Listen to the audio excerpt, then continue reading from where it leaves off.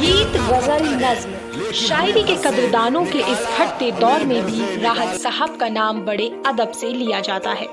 آدھونک شاعری کی روایتوں کو سانسکرتک منچوں پر شہرت دلانے میں راحت صاحب نے وشیش بھومکا ادا کی ہے۔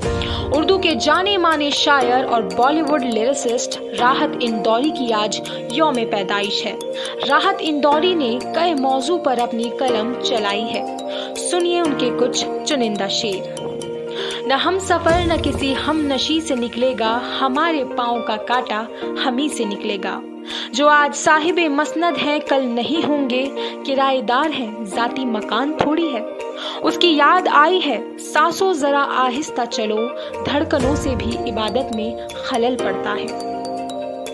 آنکھ میں پانی رکھو، ہونٹوں پہ چنگاری رکھو، زندہ رہنا ہے تو ترکیبیں بہت ساری رکھو۔ میں آخر کون سا موسم تمہارے نام کر دیتا، یہاں ہر ایک موسم کو گزر جانے کی جلدی تھی۔ تیری محفل سے جو نکلا تو یہ منظر دیکھا، مجھے لوگوں نے بلایا مجھے چھو کر دیکھا۔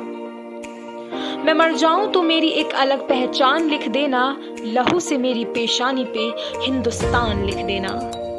رشتوں کو لے کر بھی راحت صاحب کی گہری سمجھ تھی، جس کی جھلک ان کی ان نظموں میں دیکھنے کو ملتی ہے۔ جیسے میرے خلوص کی گہرائی سے نہیں ملتے، یہ جھوٹے لوگ ہیں سچائی سے نہیں ملتے۔ محبتوں کا سبق دے رہے ہیں دنیا کو، جو عید پر اپنے سگے بھائی سے نہیں ملتے۔